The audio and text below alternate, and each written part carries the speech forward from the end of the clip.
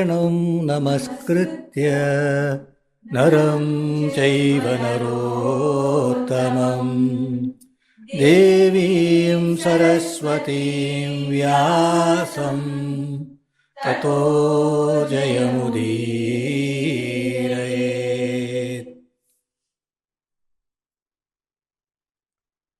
We were in the verse, we were starting the verse, Ishaana pranadha prano jyeshtha shrestha prajapati hiranyagarbho bhugarbho madhavo madhusudana. The 65th Nama, Ishaana. And the names numbering will be slightly different depending on the commentators. I am following one. Ishaana means ruler, it's controller, one who controls one's rules. Many of these names are pretty straightforward also. Pranadha means pranadata, one who, life giver, the giver of life breath. As the Upanishad says, Ko hyevanyat kaf pranyat. Ishaana pranadha prano. Prana is what? Life breath, yeah. Jiva, the individual in the body, is called prana. Since the jiva is the Paramatma, prana is also the Paramatma. As the Kena Upanishad says, Sau pranasya prana. He is the prana of the prana, he is the life of the life. So prana is also Paramatma. So, Ishaana pranadha prano jyeshtha shrestha. Adi Shankara says these two are one name. Jyeshtha, shrestha, he combines the two. Jyeshtha means eldest, shrestha means greatest. The first and the greatest, the eldest and the greatest. Jyeshtha shrestha prajapati. Jyeshtha shrestha, we said Adi Shankara says is one word. And when we look at Chandogya Upanishad, there is a proclamation that Pranovava Jeshthascha Shreshthascha. Prana is the eldest and the greatest. And we saw that Ishaana Pranadha Prano Jeshtha Shrestha. The Prana Jeshtha Shrestha is coming together in Vishnu Sahasranamam. The link you can find in Chandogya Upanishad. This is the way the congruence of things happens across scriptures. That's why somebody like Adi Shankara has to be there to say this is together, because it comes from there. Ishaana pranadha prano jyeshtha shrestha prajapati. Prajapati is Lord of all beings. Hiranyagarbha. Hiranyagarbha is the golden egg. When we talk of creation, first there was the unmanifest like that, then the golden egg is Hiranyagarbha. Brahma, the creator, is also called Hiranyagarbha. His Antaryamin, his self is Vasudeva. Therefore Vishnu is Hiranyagarbha, like that. Hiranyagarbha is Brahma. Brahma's self is Vasudeva. He is the indweller of the golden egg. He is the indweller. Vishnu is his self. Vishnu is Antaryamin of all. So he is equated here as Hiranyagarbha as well. He is the cause and he is the effect, right? So Vishnu is the Vishwam and Vishnu is Vishnu. The cause and the effect. So Hiranyagarbha is a part of the chain of creation. He is a golden egg. Even in science there is a lot of discussion on creation, how it happened, and there is some speculation that it was the shape of the egg, etc. The cosmic first form. Hiranyagarbha bhugarbho. Bhugarbha. Bhugarbhe yasya saha. The universe is in him. The universe is his self as well. Parasara Bhattar says Bhugarbha means he who protects the earth. Differentiates the meaning.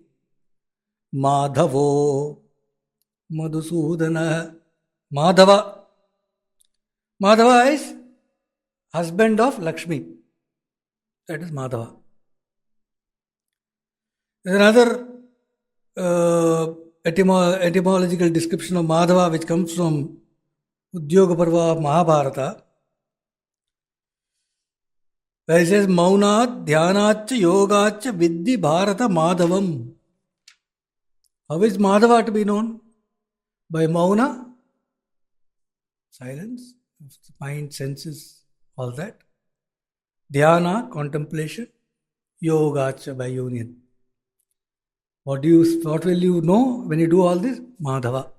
That is the etymology of the term Madhava. Says Udyoga Parva Mahabharatam. He is also the knower of Madhu Vidya. Madhu Vidya is also self-knowledge. One of the Upanishads called self-knowledge is Madhu Vidya. Brahman is called Madhu, Madhu, Madhu, sweet, sweet, sweet. That's how. See, Krishna is called Madhu. All aspects of him is Madhu. There's a famous song, no? Madhurashtakam. Adaram. Adaram, Madhuram. Madhu Vidya is Madhava. So, Madhavo Madhusudana. Madhusudana, the slayer of Asura named Madhu.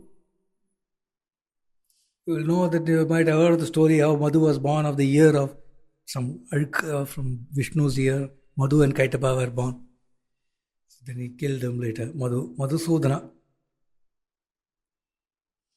Ishvaro Vikrami Dhanvi Medhavi Vikramah Kramah Anuttamo Duradarsha Kritanya Kritiratmavan. Ishvaro Sarvashaktimatatvat Ishvara. Sarvashaktimatvat Ishvara. He is all powerful, therefore he is called Ishvara. That's the meaning of Ishvara. Ishvaro Vikrami. Vikrama, Shaurya, the valorous. Dhanvi, Vikrama. Ishvaro Vikrami. Dhanvi. Dhanvi means bowman, archer. What is Bhagavad Vachanam in Gita? Rama Shastra Pitamaham. Among bowmen I am Rama. Among people who wield weapons I am Rama. Iti Bhagavad Vachanam. Medhavi. Medhavi means powerful intellect. Medha means intellect. Buddhi. Medhavi means Buddhiman. Medhavi Vikramah Krama. See, Vikrama, there are some names will get repeated in Bharatam, in Sahasranamam, which will be given different meanings. So, Medhavi Vikramah Krama. Vikrama is called, here is from Trikrama, that Vikrama, of great strides. That's one meaning. Big walking strides. Vikrama, fast strides. Or, the one who rides the Garuda. V means bird. Krama means the rider, apparently. The one who rides the bird, which is Garuda, is Vikrama. Krama is walker, one who walks. Vikrama, walker. Parasara Bhatta says Vikrama means prosperous. Anuttamo Duradarsha Kritanya Kritiratmavan. Anuttama, unexcelled, unsurpassed. Duradarsha, one who cannot be attacked, unassailable. Kritanya, two meanings. One meaning is one who is a knower of actions done. All actions done is known, Kritagya. The other is one who is grateful, Kritagya. Both. Kritagya, Kritiratmavan, Kriti.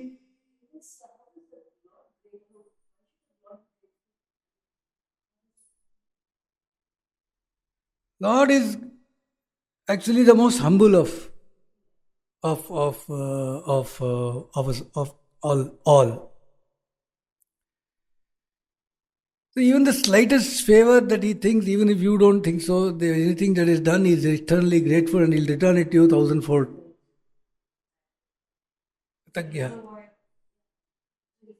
Small thing like sabari will give and he be eaten berry means he'll give her salvation. Right? I mean, they'll never forget. A favor done cannot be forgotten. Anything. In fact, there's supposed to be prayashchittam for every sin, but there is no prayashchitta for somebody who forgets and gratefulness to somebody else. Somebody has lifted you in life. After that, you don't bother about him. That sin has got apparently no prayashchitta. Kritiratma, Surapadman is supposed to have had that problem. That's why Murugan killed him. Anyway, Kritiratmavan. Kriti is act. He is the act itself. He is the effort as well. Atmavan means centered in his own glory, in his own self. In his own glory is the word used here. Swa mahima pratisthitvat Atmavan. Arunachala, in order to proclaim his own glory, gave me his state, says Ramana Maharshi. Isn't it? So Atmavan is his glory. In order to proclaim, he gave me his state. He is centered in his own glory. Next verse. Suresha sharanam sharma vishviretaha prajabhavah asamvatsaro vyalaha pratyaya sarvadarshana.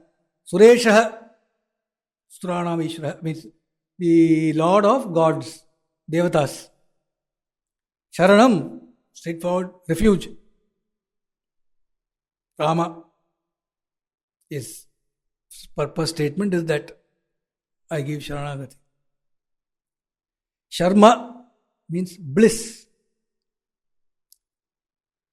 Vishwareta, the prime cause of the universe. Vishwareta.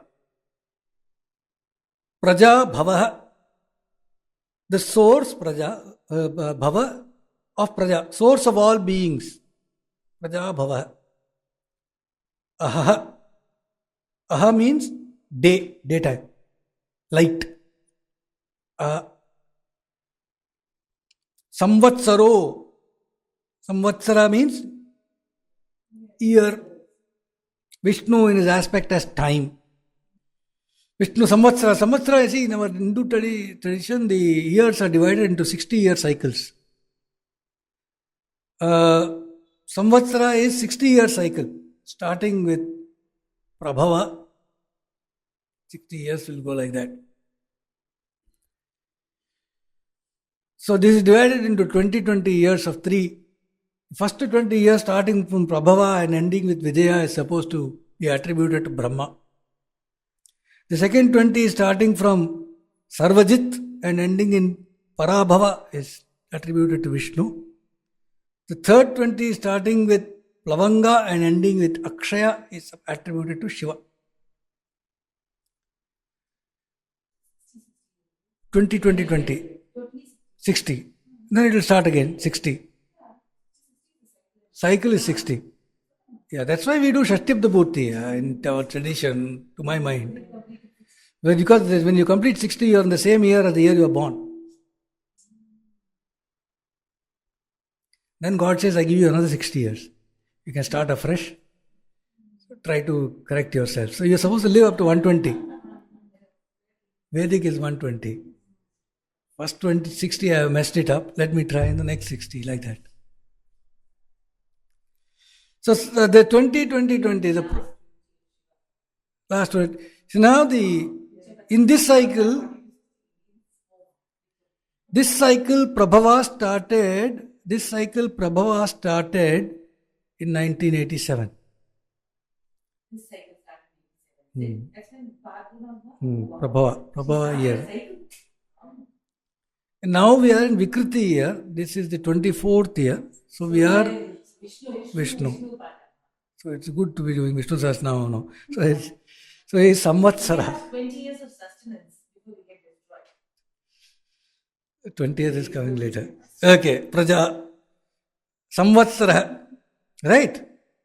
Parasara Bhattar says Samvatsara means he Samvasati iti. He who lives he who lives for lifting the prabuddha. Those who are enlightened, he wants to lift them, he is with them. He lives along with them in order to yoga kshemam vahamyam, no? To lift them, to carry them. So that's why he's called Samvatsara.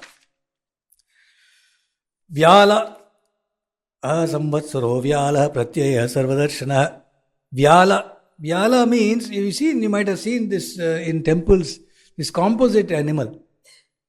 It'll be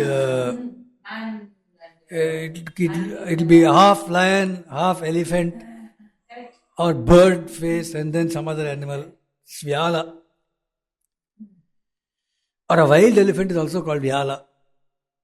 So he's impossible to control. That's why he's called Vyala. Like a serpent. It's impossible to control. It's called Vyala. In Tamil Nadu, the temples, you'll see Yari. In the temple, it's called Yari. That's same as Vyala. Suddenly you'll find one in all over the pillars, you'll find something, like as if, like a lion is jumping up. 2 feet will be up. Face will not be like a lion, it will look like a dragon or something with three teeth on both sides.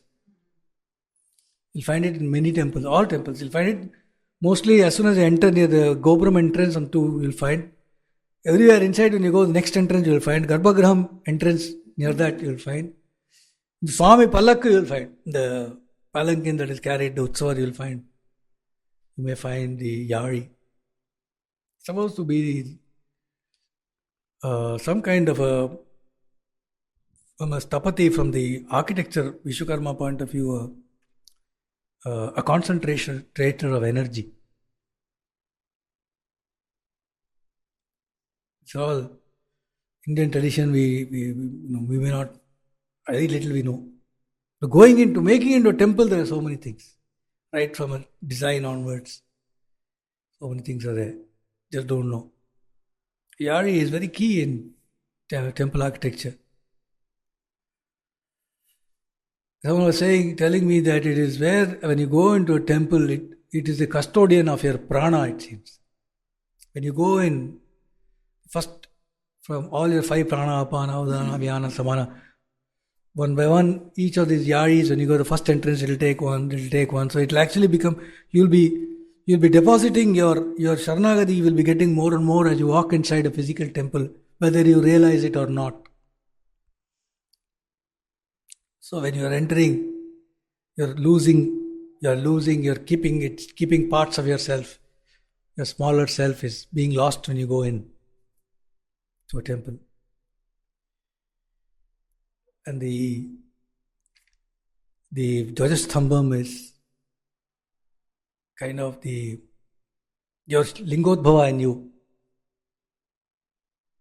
The light, infinite light, is being pointed, but you go in further towards the Garbhagraham. The Vahanam is that which takes you to the Lord. Not the Lord's Vahanam, but that which takes you to the Lord. And then you go inside and you lost everything now. Your entire ego is gone, so to say. And in the darkness, suddenly they'll light it and you'll see the Lord. That's how it is. And then you'll rise. Some Kundalini experience is associated with the darshana of the Lord in a temple. Vyala plays a key role in all this temple architecture. Vyala pratyaya means consciousness. Parasara Bhattar says pratyaya means he who inspires confidence, he in whom you have faith. Sarvadarshana, all seeing. Next. Ajaha sarveshvara siddha siddhi sarvadirachuta Prashaka Prameyatma Sarva Yoga Vinihistata. Ajaha means unborn. It's also the name of Dasharatha's father. His father was Raghu, his father was Dilipa, right? Raghu Vamsha, Ikshvaku dynasty. Raghu Vamsha is written by Kalidasa, no? Raghu's son, Aja, great king. Son Dasharatha, son Rama. Rama would have offered Tarpana to him, I think. Yeah, father. No generation. Correct. Tasvata Aja Raghu you would have offered.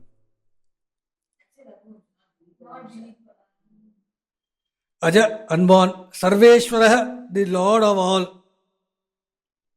Siddha, perfect. Perfect, ever existing as well. Both. Siddha. Siddhi. Siddhi is goal, attainment. Siddhi is goal, attainment is what it means here.